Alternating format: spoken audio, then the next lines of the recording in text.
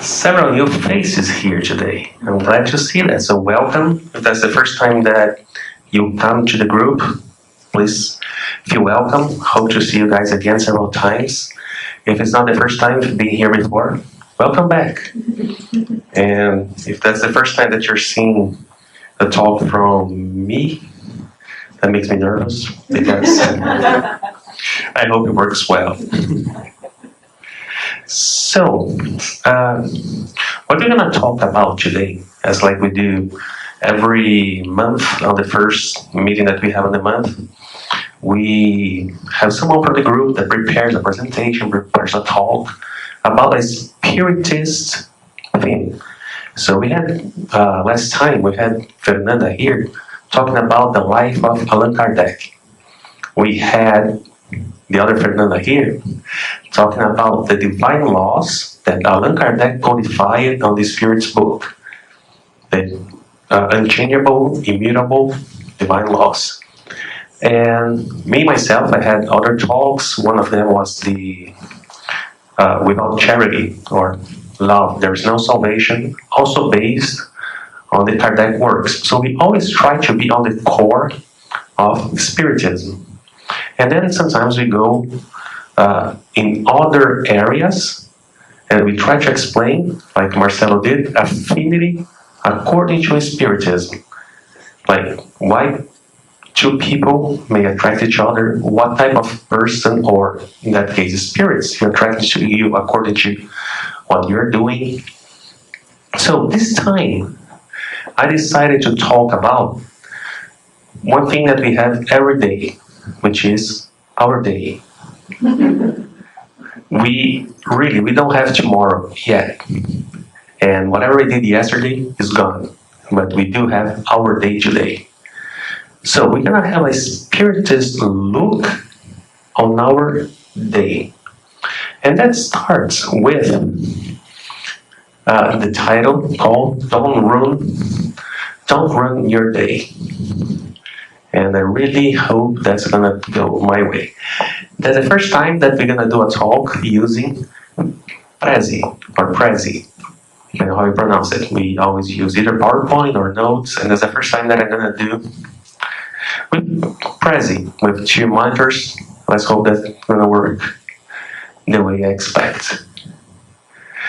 So, to talk about Don't Ruin Your Day, where did it all start? We have here for sale this book here called Christian Agenda. In English, Christian Agenda. We have in Portuguese, Agenda Cristã. Okay? This talk is based on a text from this book. This book here has messages, short messages, like 1-page messages, short, with hints for us to live our daily lives. We could call it like a self-help book, something like this, but coming from Andre Luiz. And that makes a big difference, why it came from him and why this book I take so seriously. So, Andre Luiz is considered by us what we call a spiritual reporter.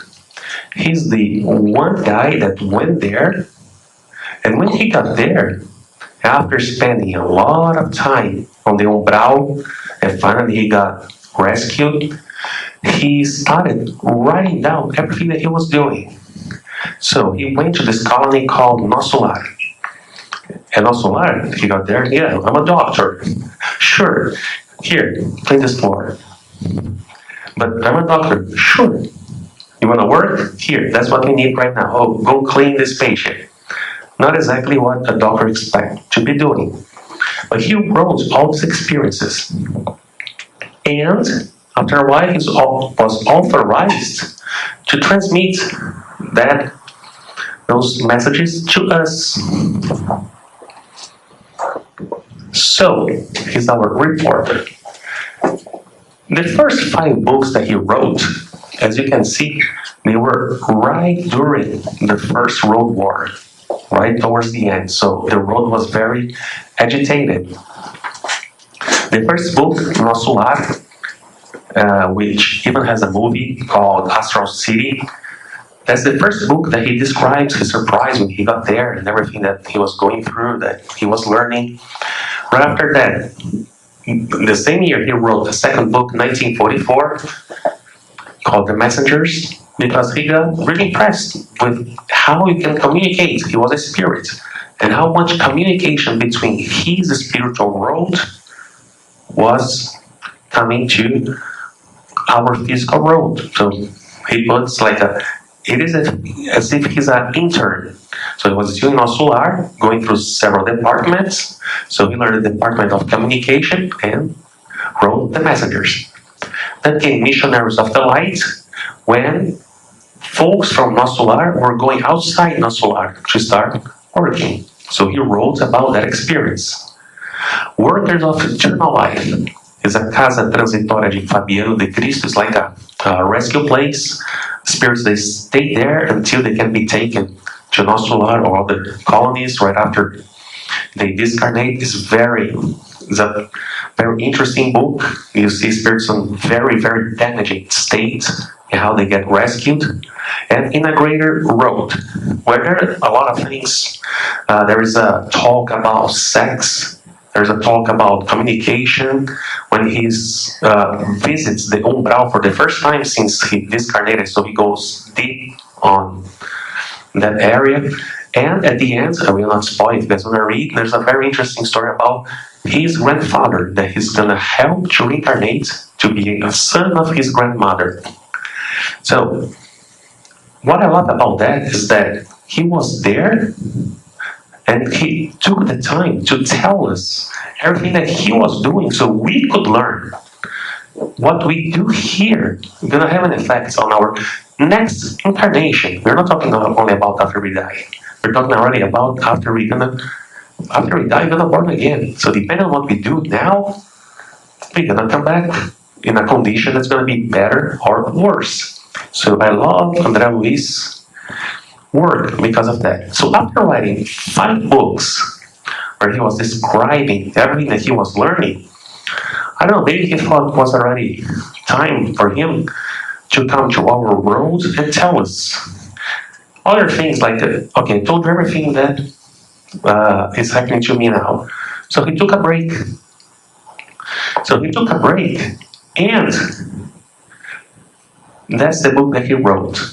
So he's spending time in the spiritual world, learning and seeing us incarnated. You guys know, we have spirits everywhere. That's not new.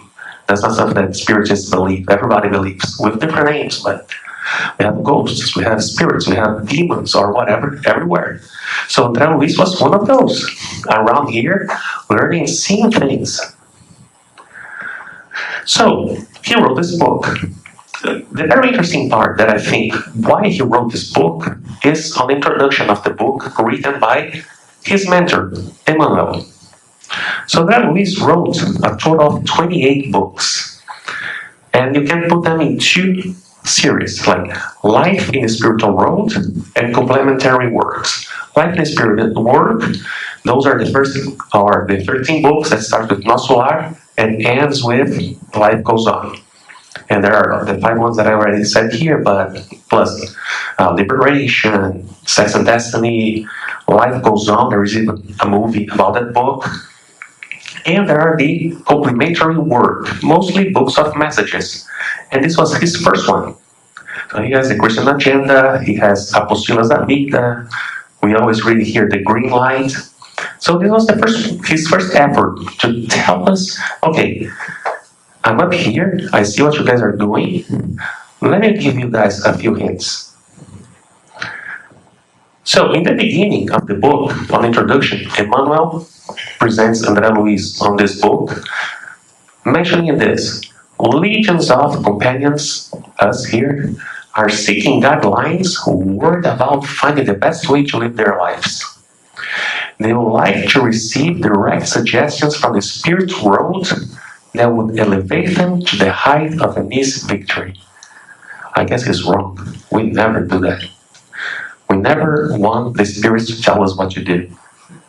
We never thought, I wish I had a medium that I could ask if I should do this or that, right? Or they go to readers, and they do a reading and say, oh yes, you're gonna marry him or her. You know, we're humans. That's not wrong. We always felt that. So many requests came after Andre Luiz started writing his books in prayers. Andre Luiz, please help me do this. Please help me do that. Please help me on my test tomorrow. Please help on my job interview. Please help. Then they say, okay, you guys want the spirits to help you? We're gonna help you. We're gonna give you a few hints. That's what came on this book here. So we would like to receive direct suggestion from the spirits. So we would like to readjust everything that concerns our business to all of a sudden modify the mental attitudes of our loved ones. There's someone that I love, but I would like to change that person. So we pray, Jesus, please change that person. Or spirit, and even give names, Andre Luiz. Since you're already on that stage, please help me change this person's mind. And penetrate the secrets of improvised circumstances involving the free will of others. And then I put a mode, taking advantage of the opinions of their brothers and sisters who are discarnate. So my father is already on the other side. So I would say, hey daddy, should I do this or that? I can say I'm guilty of that. If I had a chance, I would go to my father and ask this kind of question. So maybe that's why they don't let us do that. Inhabitants of other spheres of life. That's pretty much what the spirits are. They're just like us. They're only on the other side. So if you go and start asking a seer or a reader or something, they're going to tell you whatever you want to hear. You may see, let's say, we use an example, a friend here, Flavia. She has her spirit. If I'm a medium and I have my mentor here, my mentor can talk to her mentor and they both can have a lot of fun. They can come and say, oh, she likes this, this, and that. Just say this. My mentor's going to tell me, I'm a medium, I hear that, say, oh, you work with this, you have this and that, right? So we have to be careful with for the spirits. It can be a trap for us, right? So that's why Emmanuel told us a little bit of what happens. So even though we ask all this, no one can evade the lessons of experience with their function of always instructing and perfecting.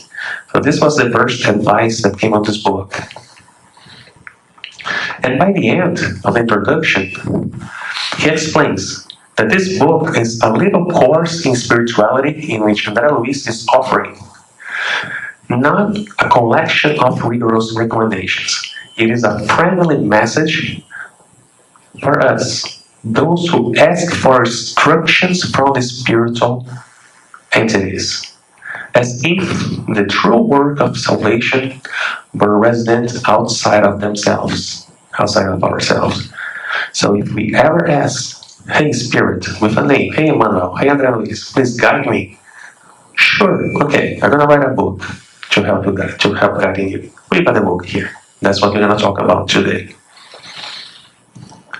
This book presents a few words from our sphere, their sphere, or on the struggle where we learn that the miracle of perfection is the result of effort, knowledge, discipline, elevation, service, and perfectioning within the temple of our spirit. So let me ask again, what is this? What do we need to be perfect? Did Jesus ever tell us to be perfect? Yeah, he did. We will not be perfect in one incarnation, but if we need to be perfect, here is what we have to learn. The miracle of perfection is a result of effort, so we have to move ourselves. Knowledge, we have to learn. We got enough books here to learn. Discipline, elevation, service, and perfectioning of the spirit of our soul. So far, so good? Okay. So on this talk now, I'm gonna advance now to talk about the main thing, which is our day, the thing that we currently have. On a quick statistic, if we live for 81 years, we know a lot of people go over 90, 90, over 100, sometimes unfortunately less. We're gonna live about 30,000 days. So we have about 30,000 choices of what we can do. But a third of them, around a third of them, we spend sleeping.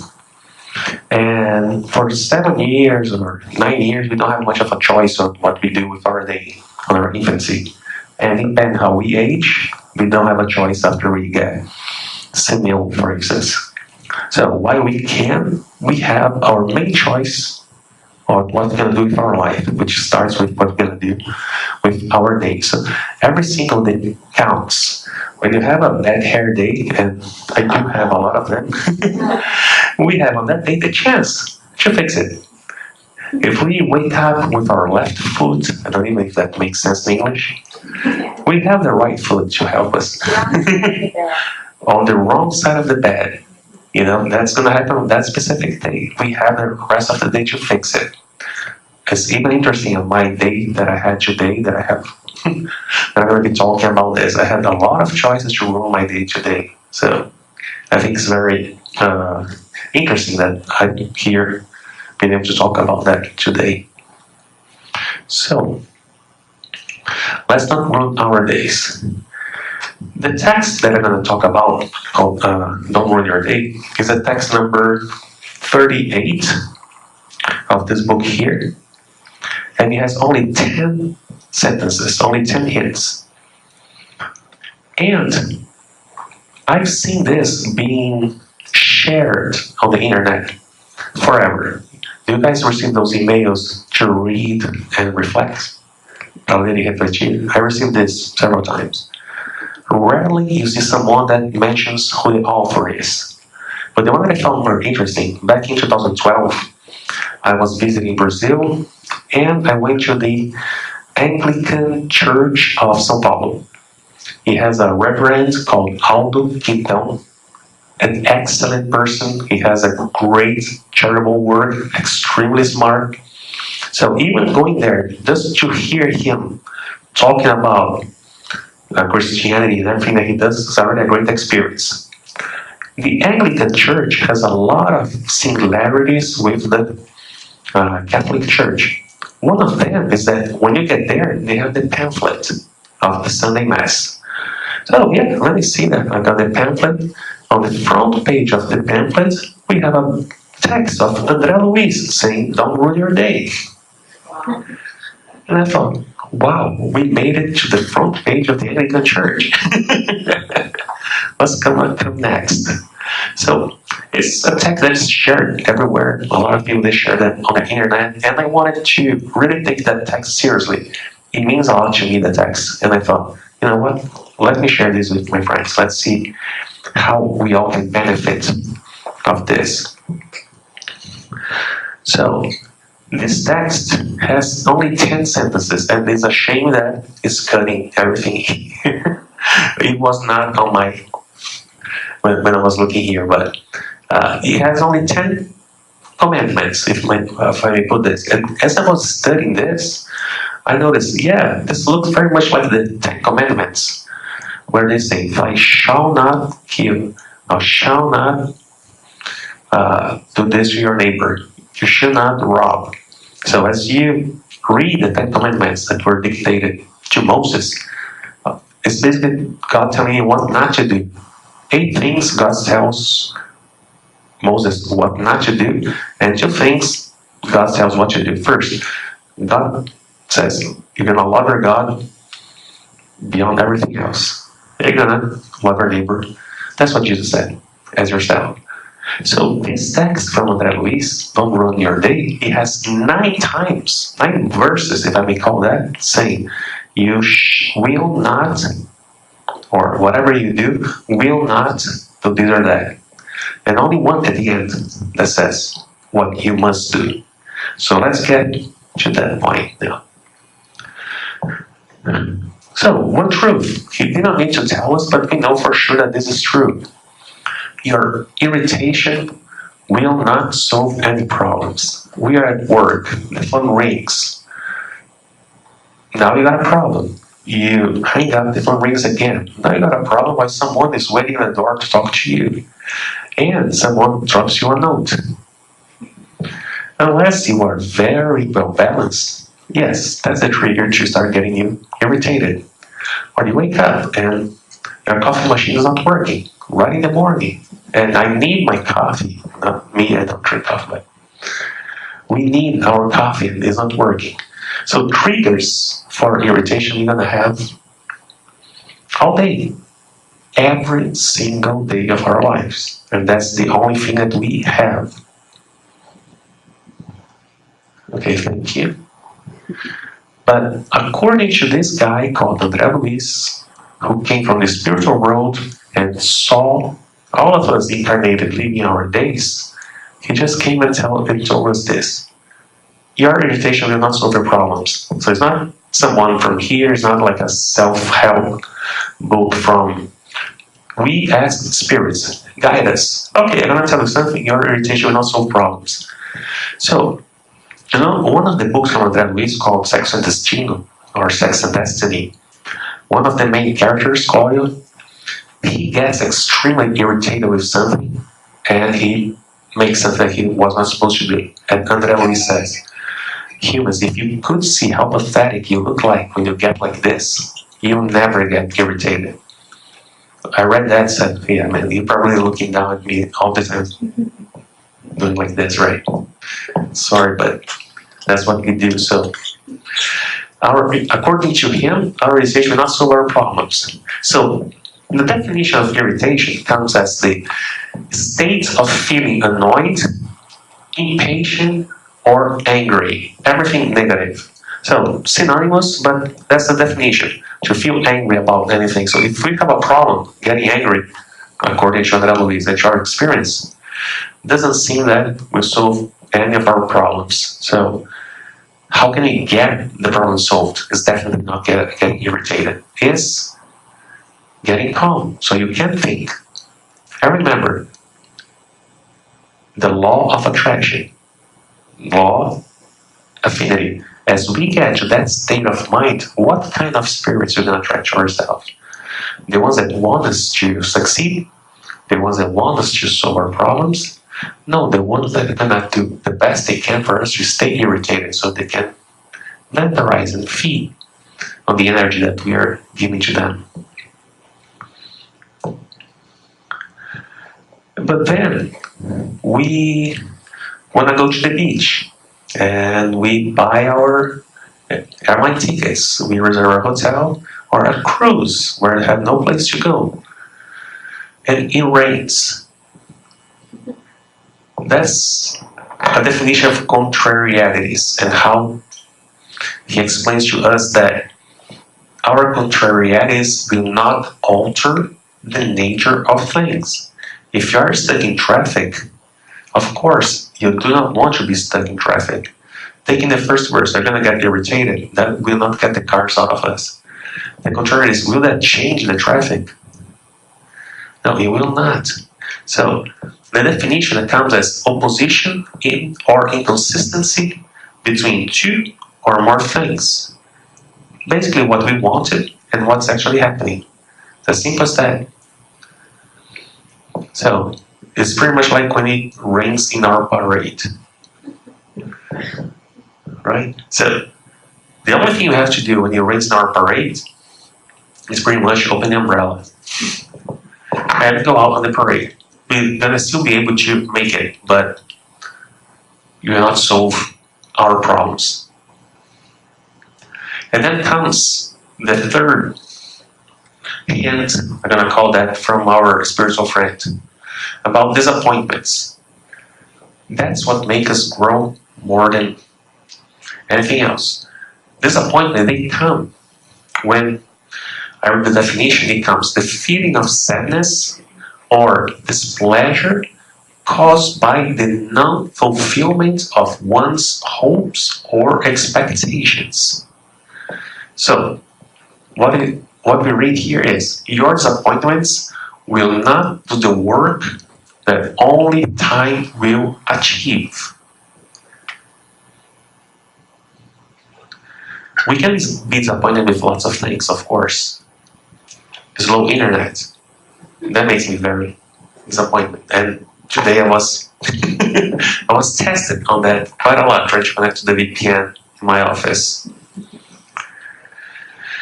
Well, we can do something about that, right? We can we can hire, a better internet provider. My favorite sports team loses, and that happens a lot. I cheer for Palmeiras, so it's a hard thing. Or internationally, Barcelona was good, but not going so well. So there's not much that we can do there, right? So I get disappointed. I'm watching sports, which is supposed to be entertaining, and my team loses. What will change that? Our disappointments will not do the work that only time will achieve. Only time will get me out of that state. And that's extremely simple. And then I have a son. And I try to teach my son to do something specific. And I get disappointed because he's not doing his bad the way at least I expect him to do. Or to clean his room the way I expect him to do. He will do it eventually. I wasn't doing this thing, but time is going to do it. The main thing about this verse that I think here is about dealing with our expectations. We cannot avoid the disappointments. We can improve the way we deal with them when we properly tune our expectations with the situations and with the people that we deal with. Imagine Allan Kardec, the guy that brought us his codification. Wow, and there are all these beautiful things that I'm learning here. I can't wait to share this with the entire world. And a lot of people go to him, you're nuts, you're crazy. That makes me very disappointed. And then he's doing his best to say, we got the third revelation, we got spirits from the highest spheres. We got St. Augustine, we've got St. Louis, bringing us messages, teaching us how is life on the other side. And the priests would come and simply tell him, shut him down. No, you're wrong, you're crazy, you're nuts. I go all the way to Jesus to remember that he told Peter, before the rooster's gonna sing, you're gonna deny me 3 times. That's very disappointing. But not to someone like Jesus. He already knew that was going to happen. So he set his expectations accordingly. As we tune in our expectations, less and less the disappointments will be able to ruin our day, because only time will make those things achieve their full potential. It's pretty much several times like the glass half full, half empty, or in my case, at 50% of its capacity. Right? And talk about bad humor. I'll put that as bad mood, or I'll talk about that as bad humor. Some people, they even become adjective, like oh, please don't go all Andre about that. Which means you're in a bad humor, in a bad mood. We all have that. But according to Andre Luiz, and according to our experience, that will not modify life. In one day that we are on a bad mood, we still have the rest of the day to change that feeling, to change that sensation, what we're feeling about that, or what is causing the bad mood. The bad mood will simply keep people away. And sometimes we think that that's what we want. I don't want to see anybody. There are other better ways to do that than keeping the bad mood, because that comes back to you. That comes back to you want to keep people away for what? For being more productive? You cannot be productive on a bad mood, not on that way.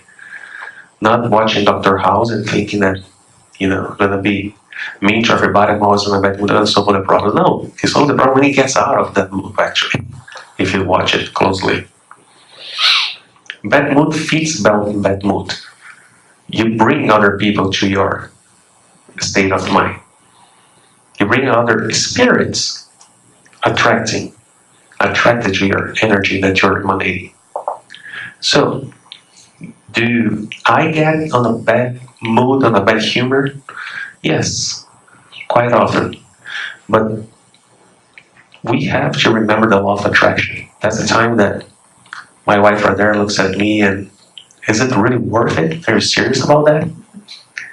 We used to play in a band, and my guitar would be out of tune all the time. I would get all mad, and then she would look, I can't believe you're mad at that. And she's right. I will only solve the problem not with the bad mood, changing that. I will not modify anything on that state, not on with this. But then comes the unavoidable pain. We were born to feel pain. Otherwise, we will not, of course, have the sensation that we have. We are born knowing that we're going to die, and even worse, knowing that the people we love are going to die as well. We're going to bury a lot of loved ones. It's just like we are condemned to feel pain, to feel unhappiness sometimes. But God didn't put us here only for that. There is a reason for that. Our pain will not stop the sun from shining tomorrow over the good and the bad. I would read this, and if I'm on a bad mood, I'll say, basically you're saying that you don't care about my pain. No, there's something that we can do about our pain. So here he mentioned that we will not stop the sun. That's the other thing we have every single day. Okay, it may rain, depending on the part of the road, we're going to have sun every 6 months. They're going to last for 6 months. But not here. Right now we got. That means that the sun is going to shine over you as well. Even when you are in pain. Even when you're feeling that pain. So what we can do is to take out the umbrella so we can see the sun. Whatever is causing us the pain, we cannot ignore it, of course. But as we let it bring us down, it will. But life will go on. We can go on with our lives as well. The sun is going to be shining upon us as well.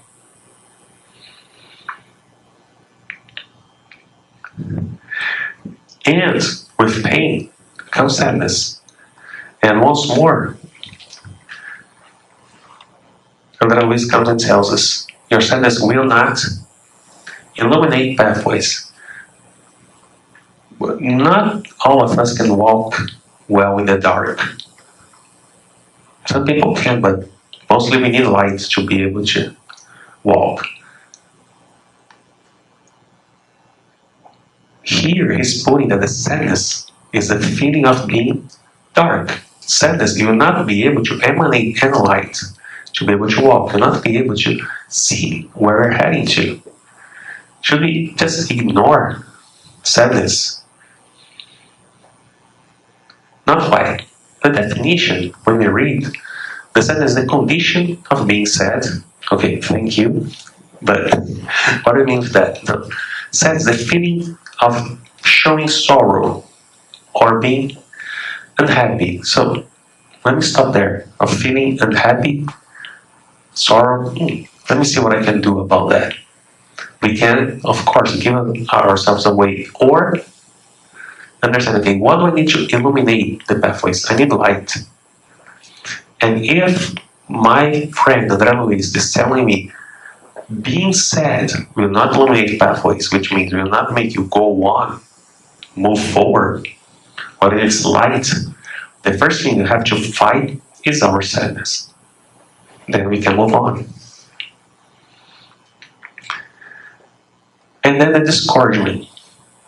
The definition of discouragement is a loss of confidence or enthusiasm. And then I found a definition that says dispiritedness. And it has the word spirit on it. So you're taking away the spirit of a person when you discourage that person. So your discouragement towards anyone will not edify. Will not what? Edify? Okay, edify. Instruct or improve someone morally or intellectually. Okay, what do we want to do when it comes the time that we're going to tell someone, no, stop, you can't do that. You cannot. I don't think you'll be able to do that. No, son, don't go to the jumping board and do a flip. Of course, that's what I want to tell you. But what do I want to achieve? Do we want to instruct or improve that person that we are discouraging, we have responsibility about that. If that person pays attention to what we say, if that person trusts us, they're going to listen to whatever we say. And according to our friend Andre Luiz, the discouragement will not edify anyone. So should you just tell people, go ahead and do whatever you want? No. But they have to be very careful and pay a lot of attention, and that takes effort. One of the steps toward perfection. Effort and discipline. So we don't simply remove the spirit of that person that we are thinking, that we are trying to edify. Let's think twice before discouraging anyone. Discouraging your partner from trying something new. At work, discouraging someone from trying to bring a new project. Let's keep the encouragement on. Let's think again why we should say no first. And think all the things that we can say, why we can say yes. We pick the right one, and we think that's appropriate. But it's very easy, much easier to discourage someone. It may sometimes even sound coward or we're trying to be much more careful than we actually have to be. But according to what we read here, that's not helping. That's not improving anyone. This can be much more. And remember, the person will be responsible for their attitudes. They will grow with that. So several times we may have to do this. This will not edify anyone. Your tears will not replace the sweat that you ought to employ for the benefit of your own happiness. We have someone, a palestrante, someone that gives us Spiritist talks, that we were fortunate enough to see them last week on the Spiritist Symposium. Last week? Yeah. Here. So, it's this gentleman here called Júlio Carvalho. He's the president of the Divine Light Spiritist Center in New Jersey. And he comes here to Austin every year or so. If you never saw him talk, you should. Next time that he comes. Not only is he impressive because he's excellent with talking, but the contents of what he says is amazing as well. There's one thing that he always says that I think fits perfectly here. So your tears will not replace the sweat which you ought to employ for the benefits of your own happiness. So we're talking about our own happiness. We're working towards our happiness, which is the opposite of sadness. So I want to avoid sadness, I want happiness. Sweat. The word that he uses is, you want to be happy? Work. You're depressed? Work. You're feeling sad? Work. And I'm going to tell you, that works. Whenever you've been on a hard time in your life, and you think you cannot do something else, try to remember, what gets you going is the first step, and start working. You may think, but I cannot after this what happened to me. Yes, we can. And according to Andre Luiz, the tears will not replace the sweat which you employ. So yes, we can cry, we can feel upset, we can mourn, we can go through that process of grieving. It's a process, of course, but this will not replace the effort, again, that we have to move towards our own happiness. So, paraphrasing Julio here, if you're sad, work. If you're happy, okay, work as well. But if you're sad, you can use work as a remedy. So, let's go to work. We got a hammer, we got a plier here, but we cannot exactly see. That's sad that it's not working the way I expected. And then we go to Facebook. Why do I say that we reach Facebook? Because it starts with your complaints, even if affectionate construed, will never increase other sympathy for you by 1 ounce. So you know that like that you do when you write something that you're complaining about on Facebook, According to Andre Luiz, you never increase others' sympathy for you by 1 ounce. He's put an ounce, but the taxi part is a gram, that even less than an ounce. So, complaining.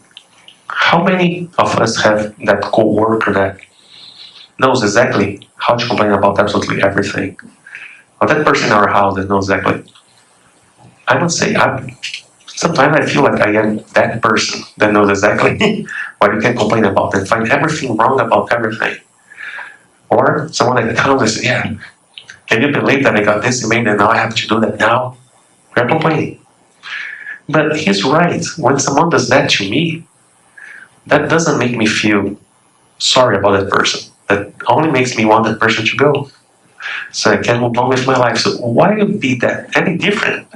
If I'll go to you and say, can you believe that I have to prepare a talk for next Tuesday? And they just told me now and I have to start now and I have to do all that. And then you may even nod along. Right? But probably what you're going to say, yes, go do your work. Leave me alone and change your mindset. And when you talk about complaints, that's one of the easiest things to do. How can we fix what you're complaining about? Some people think they know. But most of all, we pretty much can't complain. So, nowadays we live on the era of social media. A lot of us here are Brazilians. So Brazil is going through a huge political turmoil. And a lot of people complain that the government is doing this, and other people complain that the people that are not government are doing that. And that's pretty much what happens. That sympathy they have is the people that think exactly the way they're thinking. They're complaining about the same thing.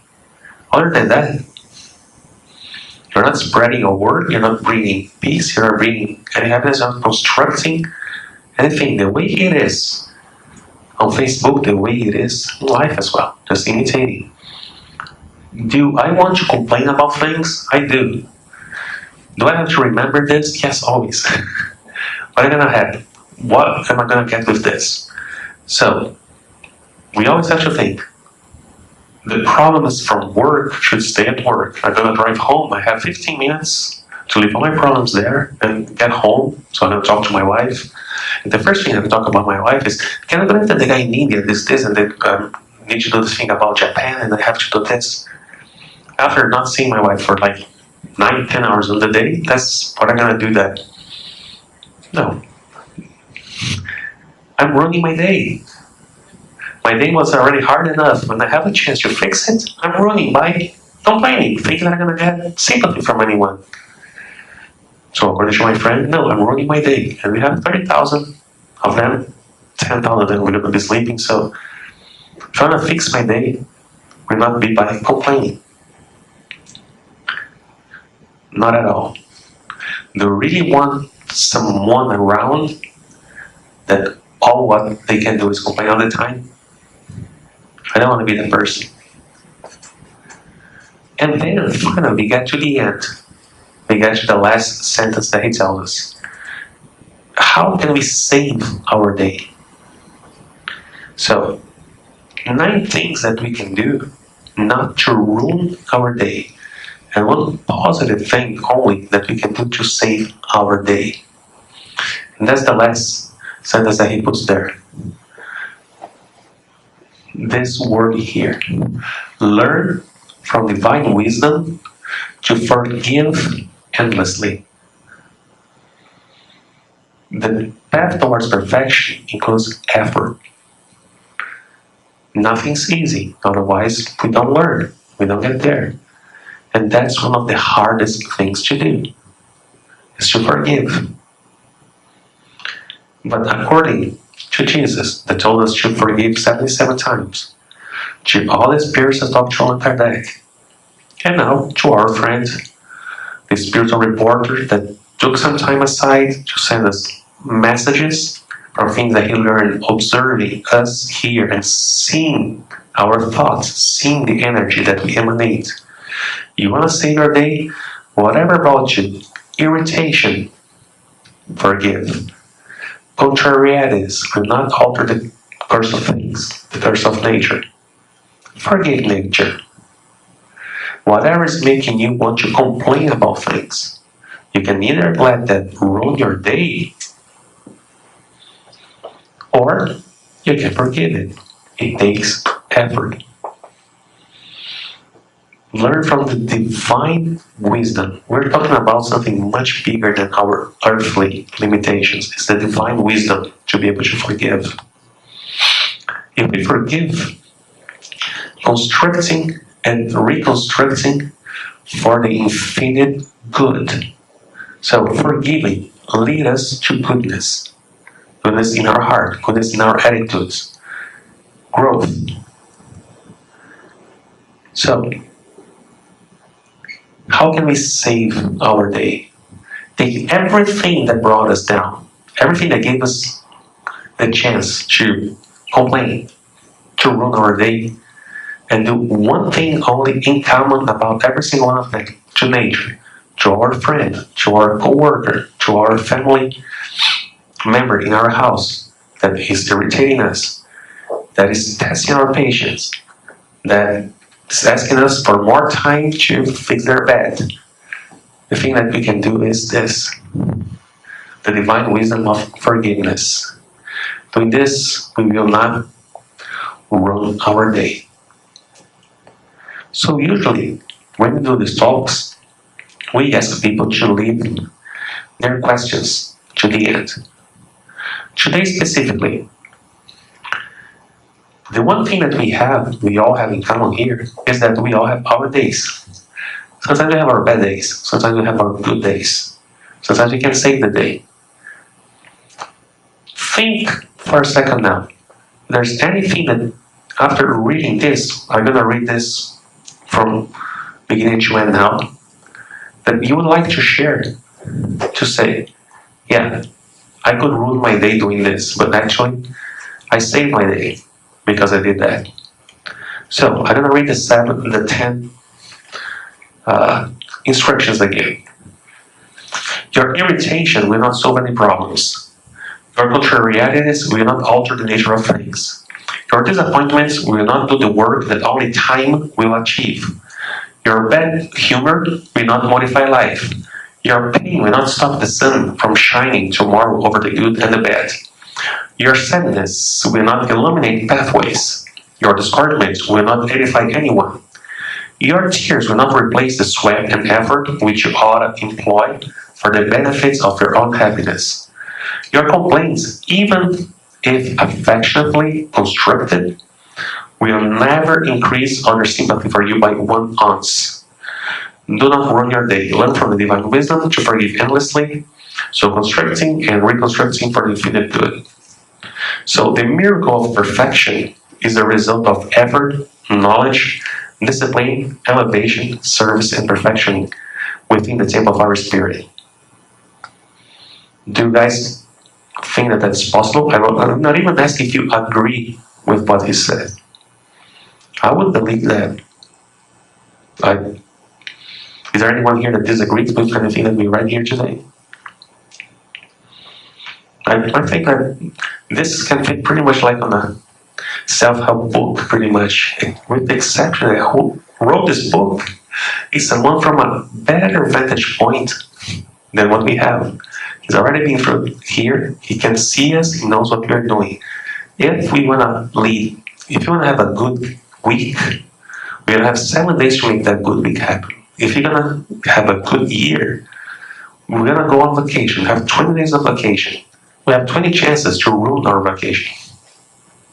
Or 20 chances to make it unforgettable. If something's out of our control, contrarieties will not change the course of things. Forgive it. If someone is mean to us, ruins our day, we can save the day if we forgive. So if you want to have a great rest of the year of 2016, we can wake up every day and make that happen. When you go to the AA on the meetings, and you learn that that works for everything else, they say you're going to take 1 day at a time.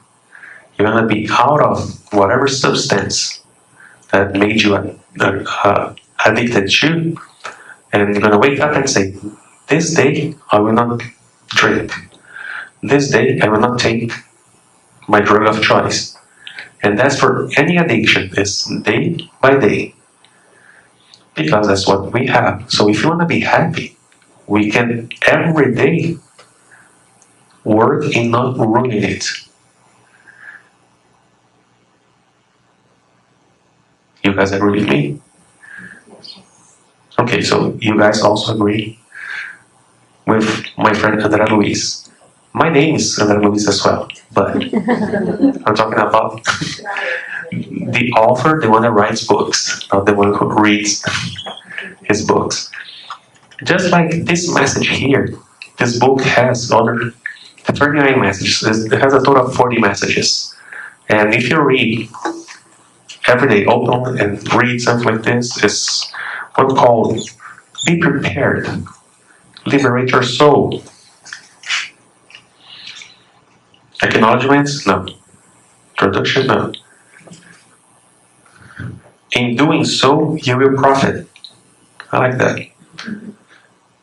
Lift the fallen.